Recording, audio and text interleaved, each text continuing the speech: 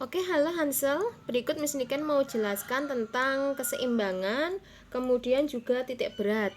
Nah, yang pertama kita pahami dulu dasarnya, yaitu keseimbangan stabil atau keseimbangan mantap. Nah, keseimbangan mantap ini contohnya seperti gambar ini, Miss Niken langsung ya. Jadi apa sih yang dimaksud keseimbangan? Keseimbangan itu adalah ketika suatu benda diberikan suatu gaya, maka benda itu harus bisa kembali ke posisinya semula. Nah, seperti contoh gambar ini, kita akan memberikan gaya F, istilahnya kita akan mendorong ini kotak ini ke arah sana. Maka apa yang terjadi? Akan terjadi perubahan posisi pusat gravitasi. Nah, ini kan pusat gravitasinya di O. Maka yang terjadi adalah benda ini kan pasti akan guling, istilahnya ya, berarti berpindah tempat, bergeser ke sana dengan posisi, Miss Niken kasih contoh ini A, B, C, D. Berarti ini kurang lebih nanti jadinya benda itu akan berubah posisi, di sini jadi C, di sini B, di sini A, kemudian di sini G, D. Jadi cuman berpindah posisi kedudukan saja. Ini yang namanya keseimbangan stabil atau keseimbangan mantap.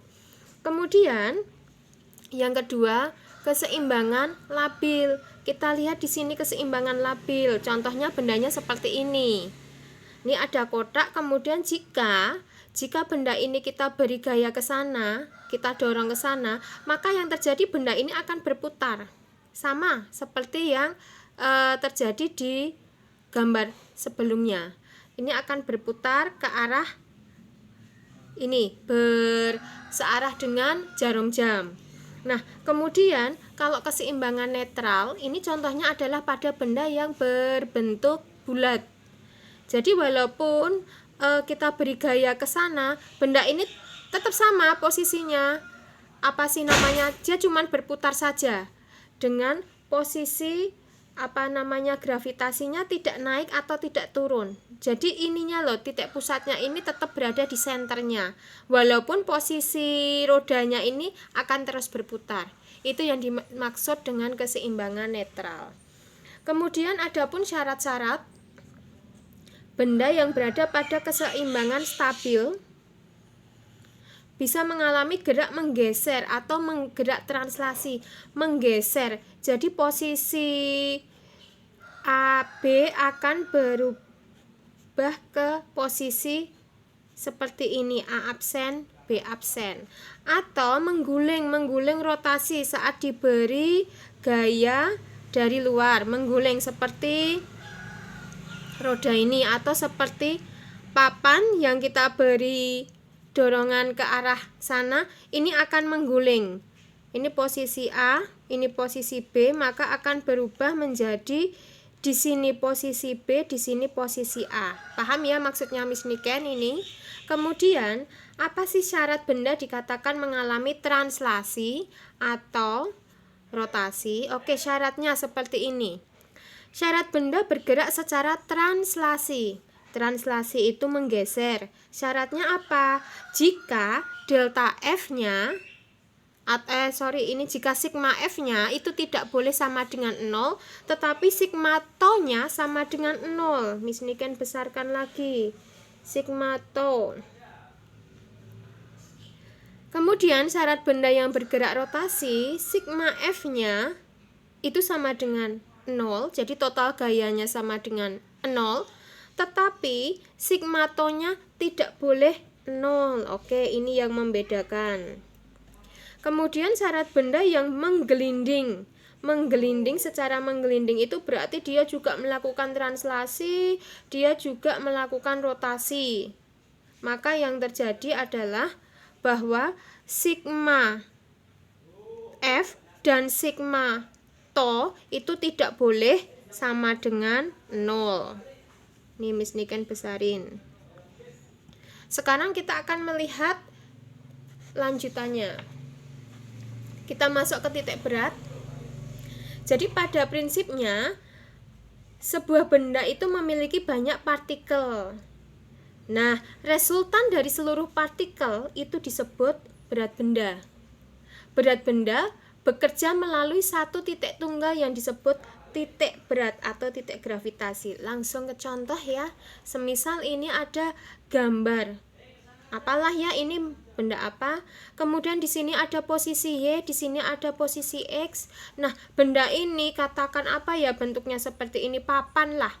Papan ini di setiap titiknya dia memiliki W atau memiliki berat karena dipengaruhi oleh gaya gravitasi. W-nya masih ingat rumusnya seperti ini.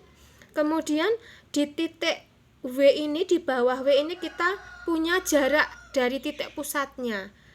Nah, inilah yang dimaksud dengan titik berat. Setiap ini juga ada titik berat di sini. Hampir semua benda memiliki titik berat, cuman di gambar ini diberikan 3 contoh saja. Kemudian, bagaimana cara mengukur titik beratnya? Nih, titik beratnya dari gambar di atas. Nah, kita punya 2 rumus. Yang pertama adalah rumus X0-nya di posisi X-nya. Nah, X-nya bagaimana? X0-nya ini adalah total dari semua X. Jadi X itu jarak dari pusat ke titik berat, jarak dari pusat ke titik berat, jarak dari pusat ke titik berat. Nah, X-nya ini kita kalikan dengan ini, berat benda masing-masing. Dijumlahkan kemudian dibagi dengan total dari berat bendanya. Untuk posisi yang X, nah posisi yang Y bagaimana, Miss? Posisi yang Y sama. Jarak dari pusat ini, dari sini ke sini Y2, di sini Y1, di sini Y0. Oke, paham ya? Sama, tinggal dikalikan dengan W dibagi dengan total W juga. Itu kalau titik beratnya. Sekarang kalau titik berat benda berdimensi 1, kita mau lihat. Rumusnya sama dengan rumus di atas, cuman kalau berdimensi 1 bukan W yang kita kalikan, tetapi L. L ini adalah luas. Oke, nanti kita kasih contoh masing-masing. Kemudian, L itu panjang, maaf. L yang di sini panjang. Ini panjang, L panjang. Kalau yang di sini L A luas, ya Miss ini kan kebalik, maaf. Yang di sini A itu luas. Nah, kalau luas itu digunakan untuk benda yang berdimensi 2. Nah, berdimensi 2 ada luasnya. Oke, kemudian ini ini benda yang berdimensi 1 panjang. Rumusnya seperti ini. Nanti kita lihat langsung di contoh soal. Kemudian benda yang berdimensi 2 yang luas seperti ini, nanti kita kasih contoh soal. Untuk letak titik berat ini adalah paten. Jadi Hansel bisa menghafalkan. Kalau bentuknya segitiga berarti Y0-nya sama dengan sepertiga T. Y0-nya yang ini bentuk jajar genjang berarti setengah T. Bentuk seperti ini berarti rumusnya ini dan seterusnya. Ini bisa dihafalkan.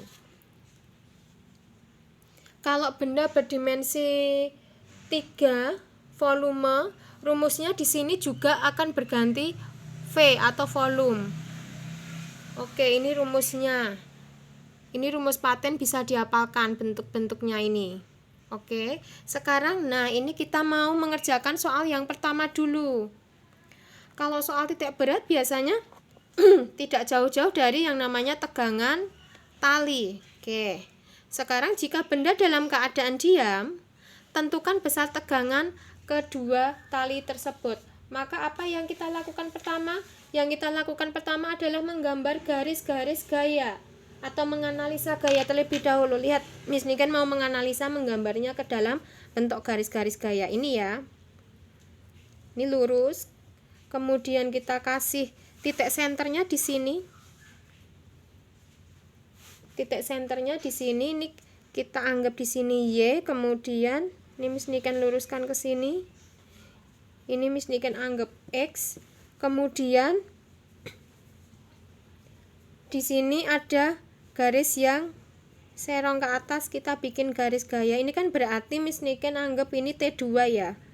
T2, terus di sini garis-garis gayanya dari yang atas ini berarti di sini T2X.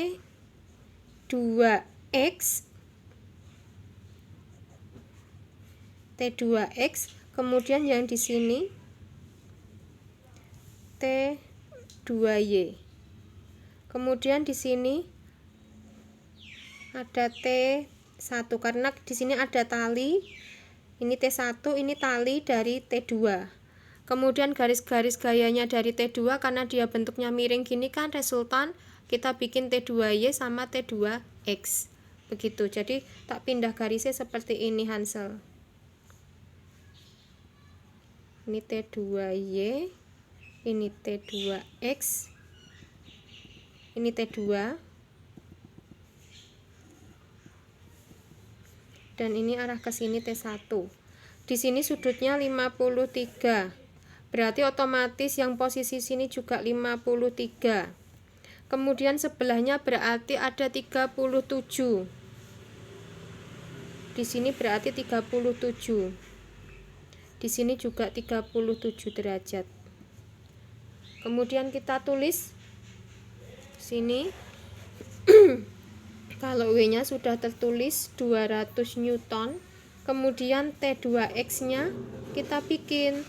T2X yang mana? Oh, T2X yang arah ini. Sebentar, Miss Niken ganti pakai pulpen merah. T2X yang ini. Kemudian bagaimana komposisinya? T2X itu sama dengan T2 cos 53, yang dekat aja, cos 53. Berarti T2 cos 53 derajat. Ketemunya sama dengan T2-nya itu cos 53 berarti 0,6. 0,6 di sini T2. Berarti jawabannya adalah 0,6 T2.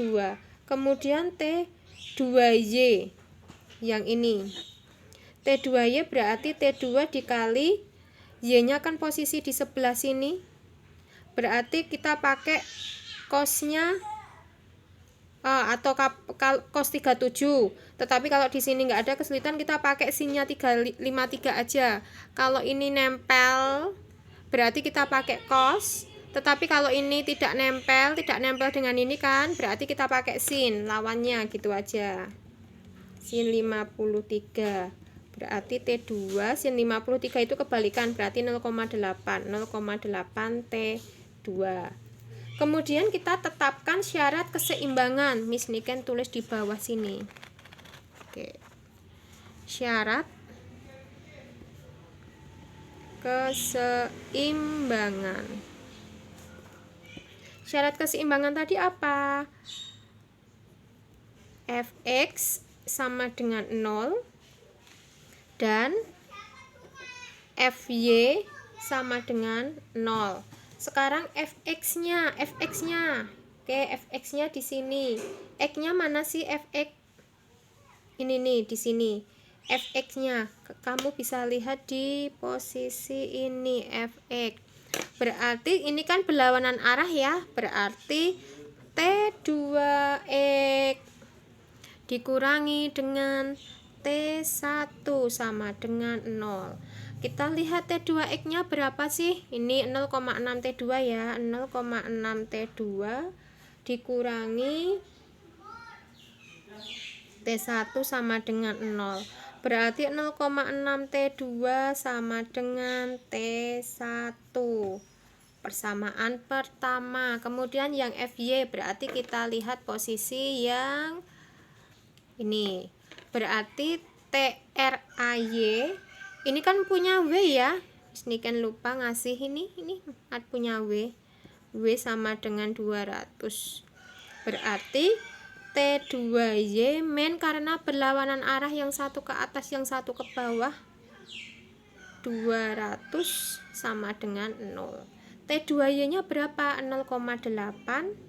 T2 min 200 sama dengan 0. Nah, kita bisa temukan T2 nya sama dengan 200, pindah tempat ganti tanda, maka T2 nya adalah 200 dibagi 0,8, berarti 2000 dibagi 8.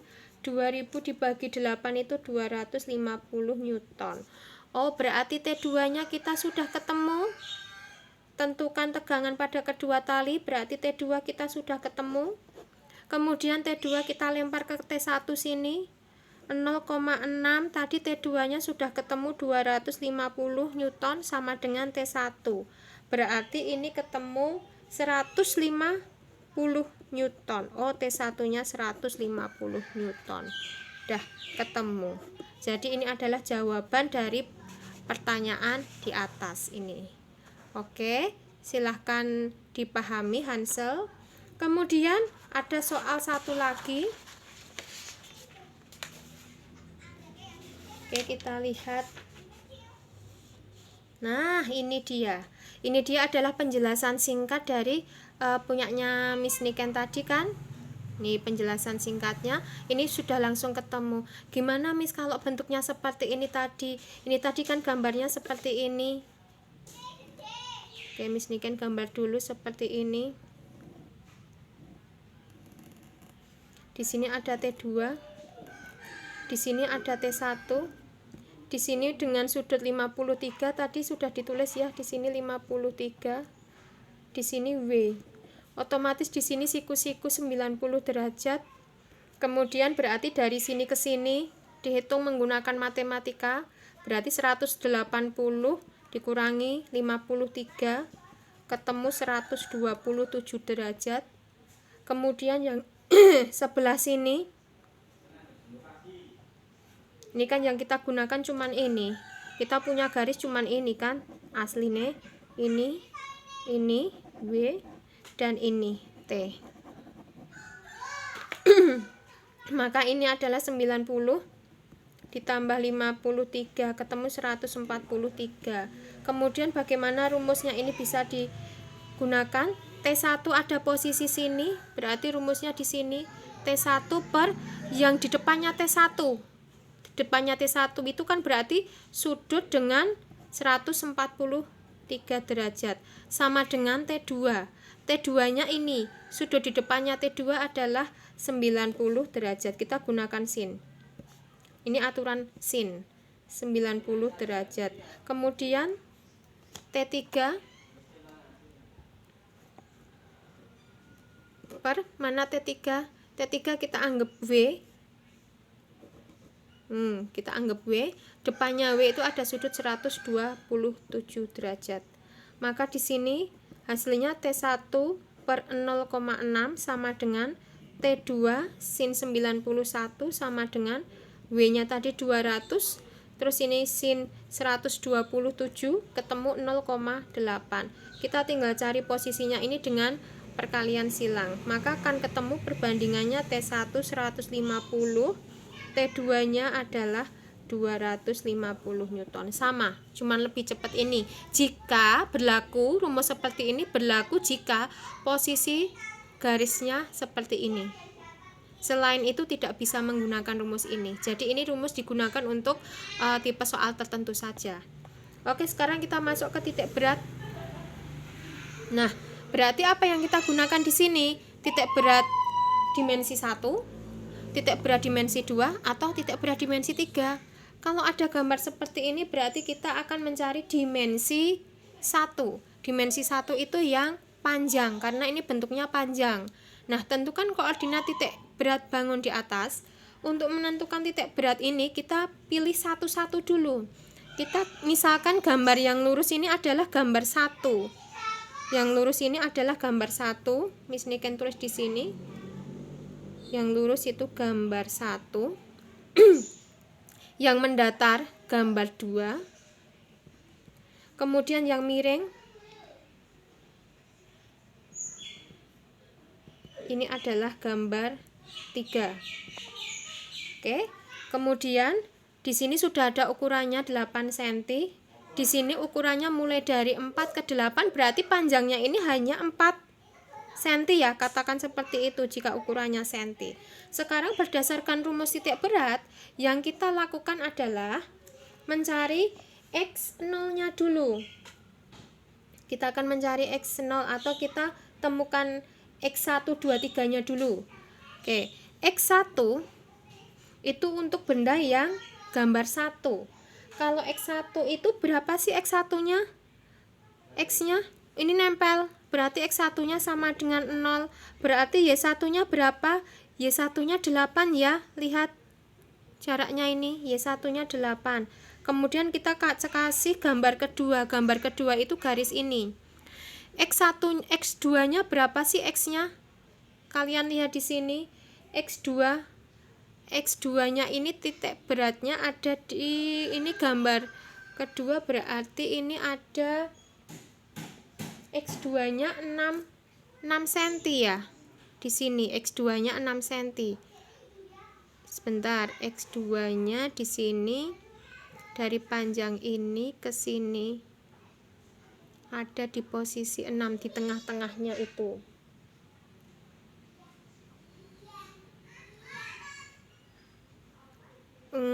Sebentar Miss Niken kasih kodenya jangan gini deh, sebentar.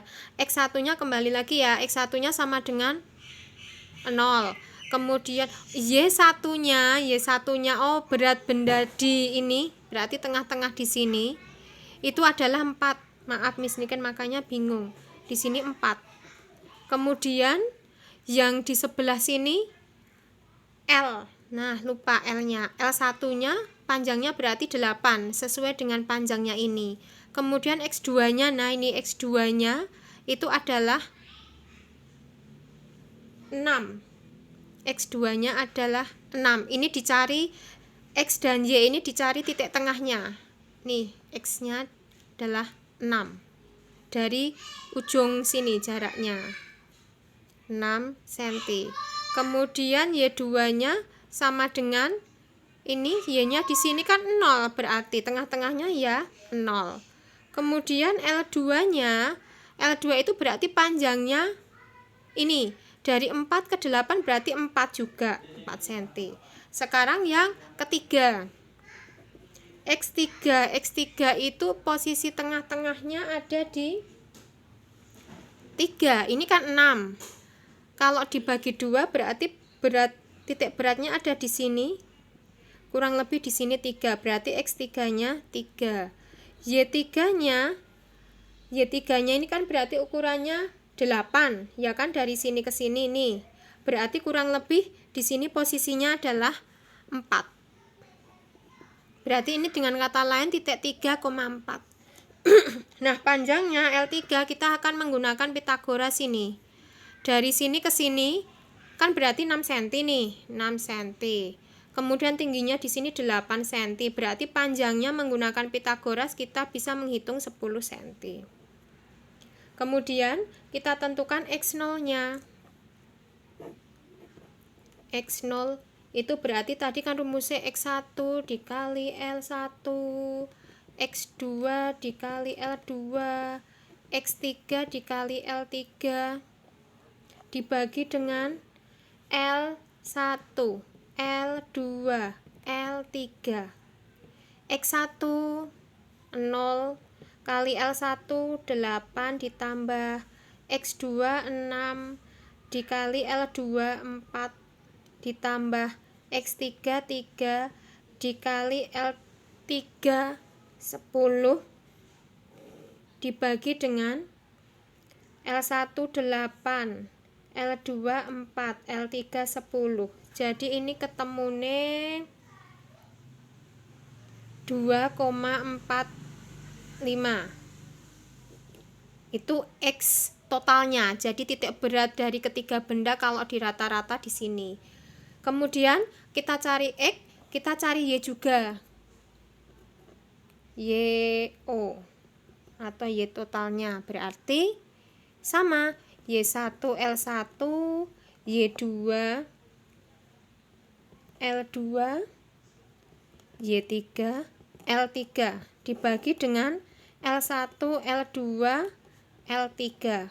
Berarti Y1-nya 4, L1-nya 8, Y2 0, L2 4, Y3 4, L3 10 dibagi dengan L1 L2 L3. Miss Niken langsung ketemu 3,27. Jadi pertanyaannya, tentukan koordinat titik berat bangun tersebut. Titik koordinat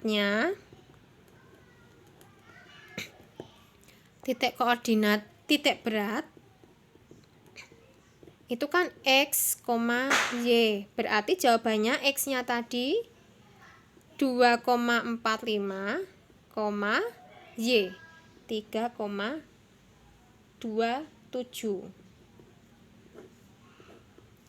Seperti ini Hansel.